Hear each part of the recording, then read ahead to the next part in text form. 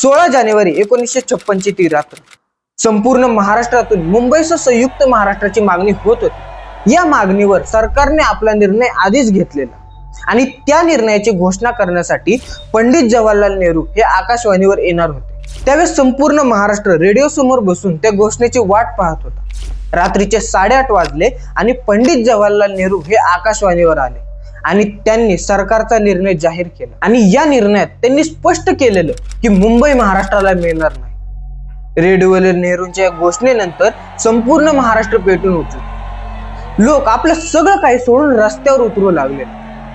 ठिकठिकाणी आंदोलन झाले, दंगे सुरू झाले आणि पोलिसांनी हे आंदोलन रोखण्यासाठी खूप प्रयत्न केले, पण पोलिसांना यात यश आलं नाही। शेवटी मोरारजी देसाईंनी पोलिसांना गोळीबार करण्याचा आदेश दिला आणि फक्त गोळीबार करण्याचा नाही तर जीवे मारण्यासाठी गोळीबार करण्याचा आदेश दिला। मोरारजी देसाई यांच्या या आदेशानंतर पोलिसांनी गोळीबार करायला सुरुवात केली आणि या गोळीबारात 106 जणांना आपले प्राण गमावावे लागले। आणि जेव्हा जेव्हा हा इतिहास माझ्या समोर येतो तेव्हा मला एकच प्रश्न पडतो की काय चूक होती त्या 106 लोकांची?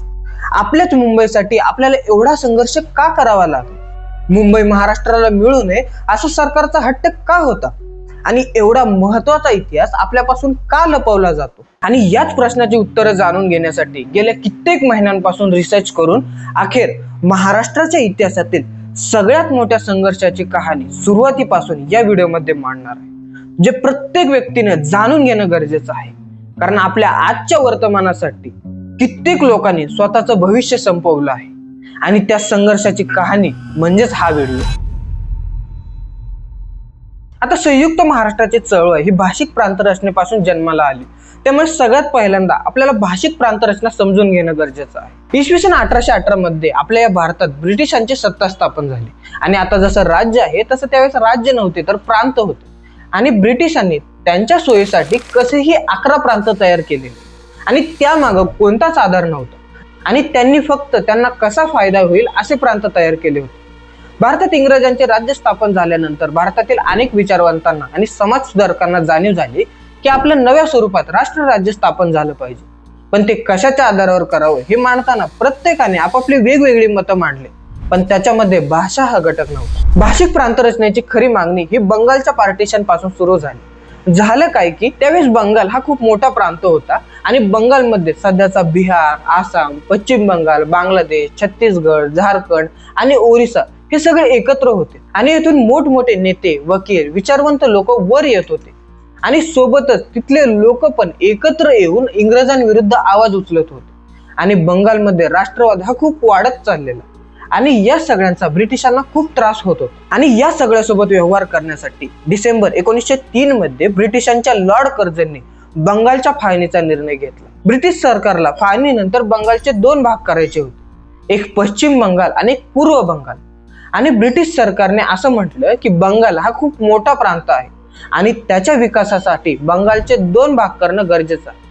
पण या फाळणीमागे ब्रिटिशांचा वेगळाच उद्देश होता। जसं मी सांगितलं त्यावेळेस बंगालमध्ये राष्ट्रवाद खूप वाढत चाललेला, लोक एकत्र येत होते, म्हणून हिंदू आणि मुस्लिम समुदायामध्ये तेढ निर्माण करून देशातील एकात्मता आणि राष्ट्रवादाला थांबवणे हाच त्यांचा उद्देश होता। आणि यासाठी याच्या 2 वर्षांनीच म्हणजे 20 जुलै 1905 रोजी ब्रिटिश सरकारने बंगालच्या फाळणीची घोषणा केली। या घोषणेनंतर मोठ्या प्रमाणावर राजकीय अशांतता पसरली आणि भारतातील लोक आणि विशेषतः हिंदू फार संतापले। आता मी ते विशेषतः हिंदू का म्हणतोय, कारण काही बंगाली मुस्लिमांनी या फाळणीला पाठिंबा दिलेला, कारण विभाजनाच्या आधी बंगालमध्ये हिंदू हे मेजॉरिटी मध्ये होते आणि मुस्लिम हे मायनॉरिटी मध्ये होते, पण पूर्व भागात मुस्लिमांची संख्या ही जास्त होती आणि ब्रिटिशांनी बंगालची फाळणी अशा प्रकारे केलेली की ज्या ठिकाणी मुस्लिम हे मायनॉरिटी मध्ये होते ते आता मेजॉरिटी मध्ये आलेले, त्यामुळे त्यांना या फाळणीबद्दल काहीच प्रॉब्लेम नव्हता। पण बंगालमधील अनेक लोकांनी या फाळणीला आपल्या मातृभूमीचा अपमान मानला आणि या विभाजनाचा कडाडून विरोध केला आणि स्वदेशी चळवळ आणि बहिष्कार चळवळ केली आणि या चळवळींनी ब्रिटिश वस्तूंवर बहिष्कार टाकला आणि भारतीय निर्मित म्हणजेच स्वदेशी उत्पादनांचा प्रचार केला। आणि या चळवळीत लोकमान्य टिळक यांची भूमिका पण फार महत्वाची आहे, कारण ते आधीपासूनच राष्ट्रवाद आणि स्वराज्याचे कट्टर समर्थक होते। लोकमान्य टिळक त्यांच्या केसरी वृत्तपत्रामध्ये इंग्रजांविरुद्ध लेख प्रकाशित करायचे आणि या लेखांचा लोकांवर मोठ्या प्रमाणात परिणाम होत होता। यामुळे झालं काय की ब्रिटिश सत्तेविरोधात लोकांना भडकवल्याचा आरोप करत लोकमान्य टिळकांवर राजद्रोहाचा ठपका ठेवण्यात आला आणि 24 जून 1908 रोजी लोकमान्य टिळक यांना अटक केली आणि 13 जुलै पासून या खटल्याला सुरुवात झाली। 23 जुलै 1908 रोजी मुंबईच्या उच्च न्यायालयाने लोकमान्य टिळक यांना देशद्रोहाच्या आरोपाखाली दोषी ठरवत कोर्टाने 1000 रुपये दंड आणि 6 वर्षाचा कारावास सुनावला आणि लोकमान्य टिळकांना 1908 ते 1914 पर्यंत बर्मामधील मंडाले येथे तुरुंगवासाची शिक्षा झाली। या बंगालच्या फाळणीमध्येच असा एक मुद्दा समोर आला की फाळणीआधी बंगालमध्ये बंगाली भाषिक लोकांची संख्या जास्त होती, पण फाळणीनंतर बंगालमध्ये बंगाली भाषिक लोकांपेक्षा ओडिया आणि हिंदी भाषिक लोकांची संख्या जास्त झाली आणि बंगाली भाषिक लोक त्यांच्याच प्रांतात भाषिक अल्पसंख्यक बनले। यामुळे पश्चिम भागातील बहुतेक बंगाली लोकांनी या फाळणीचा निषेध केला आणि या बंगालच्या फाळणीपासूनच लोक भाषिक एकीकरणाबद्दल बोलू लागले। यानंतर अनेकांनी मराठी भाषिक लोकांच्या एकीकरणाचा विचार मांडला, ज्याची सुरुवात 1908 साली भरलेल्या साहित्य संमेलनापासून होते। न्यायमूर्ती महादेव गोविंद रानडे यांनी ग्रंथ प्रसाराला चालना मिळावी यासाठी या संमेलनाची सुरुवात केलेली। 11 मे 1878 ला पुण्यात मराठी ग्रंथकारांचे पहिले संमेलन भरले। पुढे 1908 मध्ये भरलेल्या 6व्या साहित्य संमेलनाला लेखकांचे संमेलन म्हटले। या संमेलनाच्या अध्यक्ष भारताचार्य चिंतामण विनायक वैद्य होते। या साहित्य संमेलनाच्या अध्यक्षीय भाषणात चिंतामणराव वैद्य यांनी मराठी भाषिक लोकांच्या एकीकरणाचा उल्लेख केला आणि हे पहिल्यांदा होतं जिथे कोणी मराठी भाषिक लोकांच्या एकीकरणाचा उल्लेख केलेला। आणि त्यासोबतच संपूर्ण संयुक्त महाराष्ट्राच्या लढाईत या साहित्य संमेलनाची फार मोठी भूमिका आहे। येणाऱ्या व्हिडिओ सिरीज मध्ये तुम्हाला ते समजेलच। आता दुसरीकडे बंगालच्या विभाजनात संपूर्ण देश एकवटला होता। ब्रिटिश सरकारचे फोडा आणि राज्य करा हे धोरण लोकांच्या लक्षात आलेलं। बंगालच्या फाळणीमुळे बंगालमध्ये आणि भारताच्या इतर भागात जन आंदोलन झाले। फाळणीच्या विरोधातील हे आंदोलन झपाट्याने वाढत होते, पण लोकांचा हा राग आणि आंदोलन उपयोगी ठरला आणि 12 डिसेंबर 1911 रोजी दिल्ली येथे एक बैठक झाली आणि या बैठकीत बंगालची फाळणी रद्द करण्यात आली। बंगालची फाळणी रद्द झाल्यानंतर नरसिंह चिंतामण केळकर जे मराठी पत्रकार, नाटककार, राजकारणी आणि केसरी वृत्तपत्राचे ते संपादक होते, त्यांनी फाळणी संदर्भात लिहिताना भाषा व राष्ट्रीयत्व या शीर्षकाखाली लिहिले की मराठी भाषा बोलणाऱ्यांची सर्व लोकसंख्या एका अंमलाखाली असेल आणि यावेळेस फक्त मराठी लोकच नाही तर इतर भाषिक लोक पण भाषिक एकीकरणाबद्दल बोलू लागलेले आणि तेलुगू भाषिक लोकांनी तर त्यांची चळवळ पण सुरू केली। पुढे 16 जून 1914 रोजी लोकमान्य टिळक यांची तुरुंगवासाची मुदत संपते आणि लोकमान्य टिळक 1915 मध्ये भाषावार प्रांत रचनेची मागणी करतात आणि त्यांच्या केसरी वृत्तपत्रामध्ये भाषावार प्रांत रचनेची गरज आणि महत्त्व लोकांना समजून सांगण्याचे प्रयत्न करतात।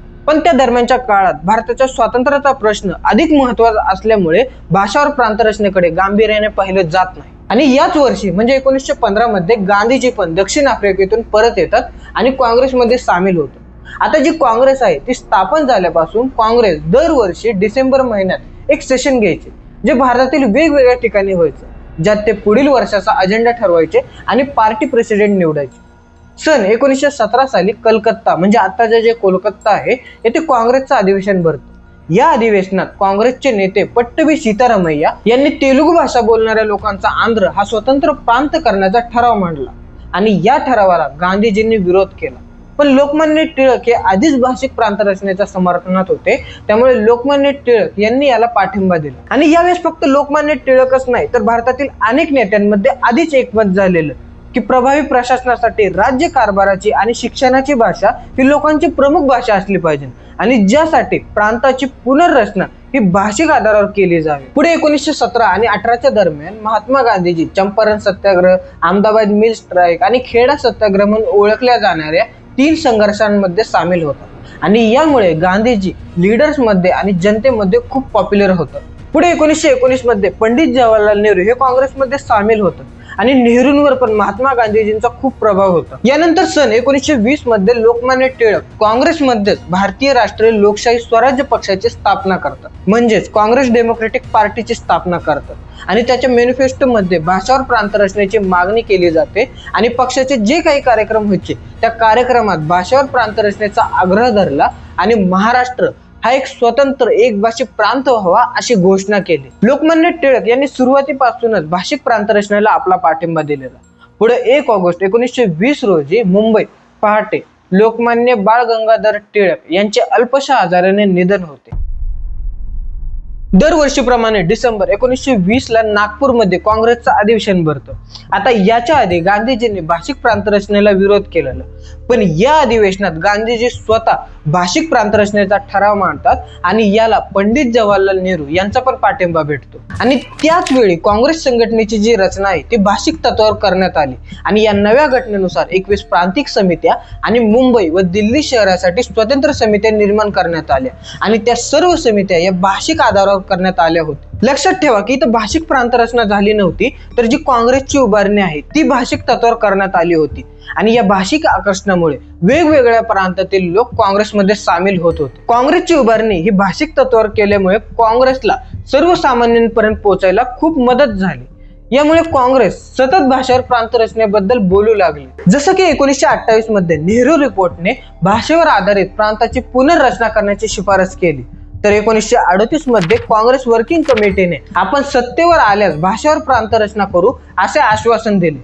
आणि काँग्रेसने सतत स्वातंत्र्य मिळेपर्यंत भाषेवर प्रांतरचनेचा आग्रह धरला. आता त्या दरम्यानच्या काळात भाषिक प्रांतरचना आणि महाराष्ट्रासोबत विदर्भाचा पण मुद्दा समोर आला. जसं की मी सुरुवातीला सांगितलं की त्यावेळेस राज्य नव्हते तर प्रांत होते आणि ही आहे बॉम्बे प्रेसिडेन्सी आणि हे आहे मध्य प्रांत आणि बेरार आणि विदर्भ त्यावेळेस या प्रांताचाच भाग होता. आता विदर्भ मध्य प्रांताचा भाग तर होता, पण विदर्भ मनाने मध्य प्रांतासोबत कधीच एकरूप होऊ शकला नाही, कारण मध्य प्रांतात हिंदी भाषा बोलणाऱ्यांची संख्या जास्त होती तर विदर्भात मराठी भाषा बोलणाऱ्यांची संख्या जास्त होती. पण यावेळेस काही जणांचं म्हणणं असं होतं की विदर्भ हा जरी मराठी असला तरी तो मध्य प्रदेशाला जोडून आहे आणि मध्य प्रदेशातील अर्थकारणाचा एक महत्वाचा भाग आहे. पण सीपी आणि बेरार मधील मराठी जनतेला असं वाटलं की संयुक्त महाराष्ट्राची निर्मिती होईपर्यंत ते द्विभाषिक राज्यात आपल्याला त्रास सहन करण्याऐवजी प्रथम स्वतंत्र महाविदर्भ राज्याच्या निर्मितीसाठी प्रयत्न केले पाहिजे आणि संयुक्त महाराष्ट्र स्थापन झाल्यावर विदर्भ महाराष्ट्रात विलीन होऊ शकते. आणि ही भावना त्यांनी महाराष्ट्रीयांना सांगितली आणि संयुक्त महाराष्ट्राची चळवळ आणि महाविदर्भ चळवळ सुरू झाली. आता दोन्ही चळवळी जरी सोबत सुरू झाले असले तरी दोन्ही चळवळी एकमेकांशी जोडलेले होते आणि याचे उदाहरण म्हणजे महाविदर्भ चळवळीतील नेते हे संयुक्त महाराष्ट्रातील कार्यकर्त्यांमध्ये प्रमुख होते आणि यावेळेस मध्य प्रांत आणि वराड विधिमंडळाचे प्रतिनिधी हे रामराव देशमुख होते. त्यांनी 1 ऑक्टोबर 1938 रोजी मध्य प्रांताच्या विधिमंडळात ठराव मांडला की वराडचा वेगळा आणि स्वतंत्र प्रांत करावा आणि हा ठराव एकमताने मंजूर पण करण्यात आला. आता मी तुम्हाला सुरुवातीला मराठी साहित्य संमेलन बद्दल सांगितलेलं बघा, तर याच वर्षी म्हणजे 15 ऑक्टोबर 1938 मध्ये याचं 23वं साहित्य संमेलन मुंबईत भरतं आणि याचे अध्यक्ष असतात विनायक दामोदर सावरकर. या संमेलनात वीर सावरकरांनी मराठी मुद्दा मांडून वराड हा मराठी भाग आहे आणि तो महाराष्ट्रातच सामील होईल आणि विदर्भाशिवाय महाराष्ट्र होणार नाही अशी त्यांनी घोषणा दिली आणि या मागणीला सर्व मराठी साहित्यिकांनी उचलून धरले. याच्या पुढच्या वर्षीच म्हणजे सन 1939 मध्ये नगर येथे साहित्य संमेलन भरतं आणि त्या संमेलनात या मागणीचा परत एकदा उच्चार करण्यात येतो आणि मराठी भाषा प्रदेशांचा मिळून जो प्रांत असेल त्याला संयुक्त महाराष्ट्र नाव द्यावे असे ठरले आणि इथूनच संयुक्त महाराष्ट्र हा शब्द रूढ झाला. आता नाव तर ठरलं, पण मराठी भाषा बोलणाऱ्या प्रदेशासाठी म्हणजेच की संयुक्त महाराष्ट्रासाठी एकही संस्था किंवा संघटना अस्तित्वात नव्हती, कारण मराठी प्रदेश हा वेगवेगळ्या राजवटींमध्ये विभागला गेला होता. पण भाषा हाच प्रांतरचनेचा मूळ पाया असल्यामुळे संयुक्त महाराष्ट्रासाठी बोलू शकणाऱ्या एका संस्थेची गरज भासू लागली आणि 28 जानेवारी 1940 रोजी संयुक्त महाराष्ट्राची चळवळ संघटितपणे चालवण्याच्या प्रश्नावर विचार करण्यासाठी मुंबईत विविध मराठी भाषिक भागातील नेत्यांची बैठक झाली. पुढे या सभेने 24 मे 1940 रोजी पुण्यात महाराष्ट्र एकीकरण परिषद आयोजित केली. या परिषदेत संयुक्त महाराष्ट्राच्या निर्मितीची मागणी करणारा ठराव मंजूर करण्यात आला. पुढे 1941 साली संयुक्त महाराष्ट्राच्या चळवळीची सुरुवात व्हावी म्हणून रामराव देशमुख यांच्या अध्यक्षतेखाली संयुक्त महाराष्ट्र सभा ही संघटना स्थापन करण्यात आली. यानंतर सन 1940 ते 1945 दरम्यान सेकंड वर्ल्ड वॉर आणि भारत छोडो आंदोलनामुळे संयुक्त महाराष्ट्राची मागणी ही पुढे ढकलण्यात आली, कारण ते दरम्यानच्या काळात भारताच्या स्वातंत्र्याचा प्रश्न अधिक महत्वाचा होता. पण या दरम्यानच्या काळातच 12 जुलै 1942 रोजी गजानन त्र्यंबक माडखोलकर त्यांनी संयुक्त महाराष्ट्राविषयी गांधीजींशी पत्राद्वारे चर्चा केली. त्यावर गांधीजींचा संयुक्त महाराष्ट्राच्या कल्पनेला पाठिंबा तर होता, पण मुंबई महाराष्ट्रात सामील करण्यास त्यांनी विरोध दाखवला. पुढे महायुद्धानंतर संयुक्त महाराष्ट्राच्या मागणीचा जोर अजून वाढू लागला.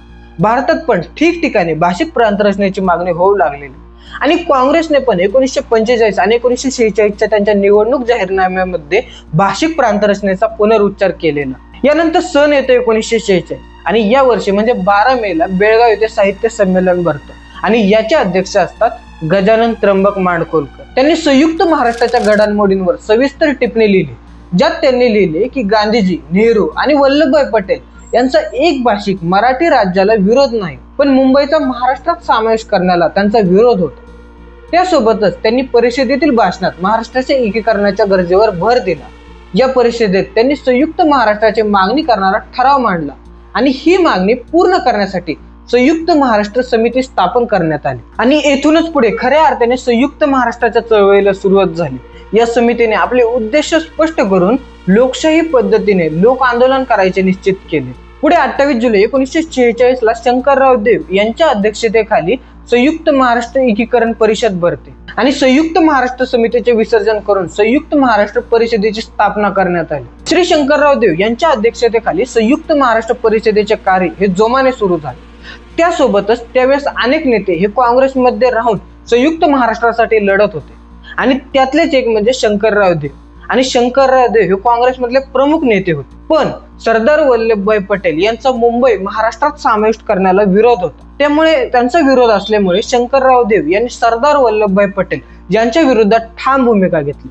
ज्यामुळे झालं काय की शंकरराव देव यांचे काँग्रेसमधले जे महत्व आहे ते संपवण्यात आले. पण शंकरराव देव आणि केशवराव जेदे हे संयुक्त महाराष्ट्र परिषदेत असल्यामुळे अनेक काँग्रेस जन आंदोलनात सामील झाले. यासोबतच या काळात संविधान लिहिण्याचे काम पण चालू झालेलं. संविधान लिहिण्यासाठी संविधान सभेची स्थापना करण्यात आली होती. या संविधान सभेचे अध्यक्ष होते डॉक्टर राजेंद्र प्रसाद आणि ड्राफ्टिंग समिती म्हणजेच मसुदा समितीचे अध्यक्ष होते डॉक्टर बाबासाहेब आंबेडकर.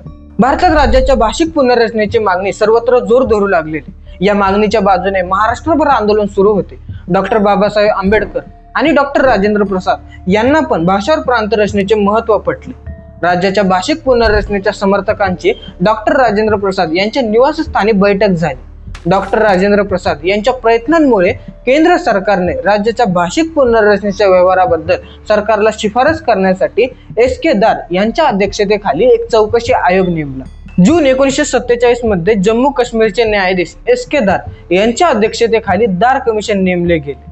आता दार कमिशनचं काम काय होतं की भाषावर प्रांतरचना करावी का नाही आणि त्यासोबतच भाषावर प्रांतरचना करताना कोणकोणते आणि कसे प्रांत तयार करावेत याबाबत चौकशी करून समितीने आपला एक अहवाल सादर करायचा होता. दार कमिशनच्या नियुक्तीमुळे भारतातील अनेक लोकांच्या आशा आणि अपेक्षा वाढल्या. भारतातून अनेक लोक आपली निवेदने दार कमिशनला पाठवू लागले. 8 ऑगस्ट 1947 रोजी अकोला येथे दार कमिशन पुढे मराठी भाषिक प्रांत रचनेची मागणी एकमुखाने स्पष्ट आणि अचूकपणे मांडण्यासाठी निवडक कार्यकर्त्यांची बैठक झाली. या बैठकीत विदर्भातील नेत्यांच्या मनात महाराष्ट्र एकीकरणाबाबत विश्वास निर्माण व्हावा यासाठी एक करार करण्यात आला आणि त्या करारातील महत्वाची कलमे मी तुम्हाला स्क्रीनवर दाखवतो, ते तुम्ही व्हिडिओ पॉज करून पण वाचू शकता. त्यासोबतच बैठकीत ठरले की संयुक्त महाराष्ट्र निर्माण करणे अशक्य झाल्यास महाविदर्भ हा स्वतंत्र प्रांत निर्माण करण्याचे प्रयत्न करावे असा करार करण्यात आला आणि पश्चिम महाराष्ट्र आणि विदर्भातील 16 नेत्यांनी वाटाघाटी करून या करारावर सह्या केल्या, ज्यात हे 16 नेते होते आणि यातील जे बापूजी आणि ब्रिजलाल बियाणी आहे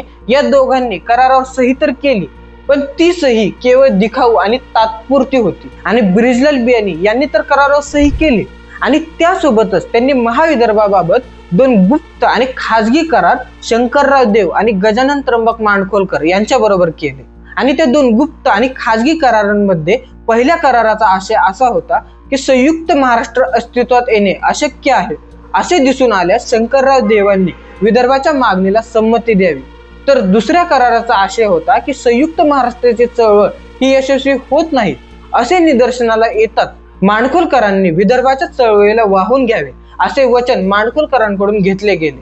पुढे स्वातंत्र्याच्या आधी विदर्भातील काही जिल्हे आणि मध्य प्रदेशातील मराठी भाग असे मिळून महाविदर्भ तयार करण्यात यावा अशी मागणी जोर धरू लागली. त्यासोबत विदर्भ काँग्रेसचे नेते ब्रिजलाल बियाणी आणि पंजाबराव देशमुख हे उघड संयुक्त महाराष्ट्र न करता विदर्भ आणि उर्वरित महाराष्ट्र अशी मराठी भाषिकांची 2 राज्य अस्तित्वात यावी या मताचे होते आणि हे जे बियाणी आहेत यांची महाविदर्भाची मागणी ही थोड्याच काळात फेमस पण झाली.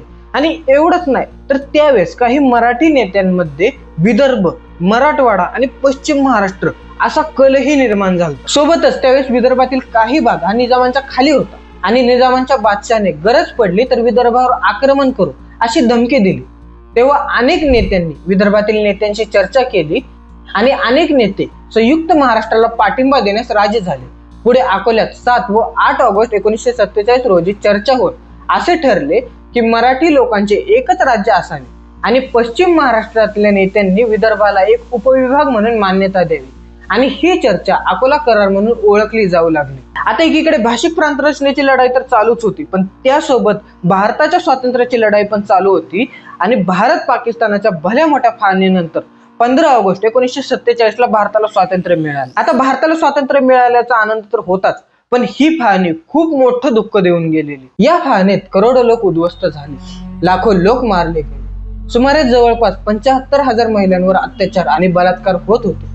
जे हिंदू पाकिस्तानात होते ते भारतात, तर जे मुसलमान भारतात होते ते पाकिस्तानात स्थलांतर होत होते। आणि एवढ्या सगळ्यानंतर अखेर भारताला स्वातंत्र्य मिळालं। भारताला स्वातंत्र्य मिळाल्यानंतर सगळ्यांना असं वाटलं की काँग्रेस जे वारंवार सांगत होतं की स्वातंत्र्य मिळाल्यानंतर आम्ही भाषिक प्रांत रचना करू आणि आता ते पूर्ण करते, पण जसं भारताला स्वातंत्र्य मिळालं तसं काँग्रेस पलटली आणि त्यांनी भाषिक प्रांत रचनेलाच विरोध केला। हा व्हिडिओ मी इथं स्टॉप करत आहे। याचं कारण म्हणजे ऑलरेडी हा व्हिडिओ खूप लॉंग झालेला आहे आणि पुढे खूप महत्त्वाचे रिपोर्ट्स येणार आहेत, त्यामुळे आपण याचा सेकंड पार्ट करणार आहे ज्याच्यामध्ये आपण पूर्ण रिपोर्ट्स डिटेलमध्ये कव्हर करणार आहे। त्यासाठी तुम्हाला एकच गोष्ट करायची आहे, ते म्हणजे आपल्या या चॅनलला सबस्क्राईब करून बेल नोटिफिकेशन नक्की ऑन करा, कारण मी जेव्हा पण व्हिडिओ अपलोड करेल त्याचं नोटिफिकेशन तुम्हाला भेटेल। व्हिडिओ आवडला असेल तर व्हिडिओला लाईक करा, जेणेकरून हा व्हिडिओ आणखी लोकांपर्यंत पोहोचेल। आणि कमेंटमध्ये तुम्हाला काही विचारायचं असेल, सांगायचं असेल किंवा हा व्हिडिओ कसा वाटला ते कमेंट करून नक्की सांगा। व्हिडिओ पुढच्या पार्टमध्ये। जय हिंद, जय महाराष्ट्र।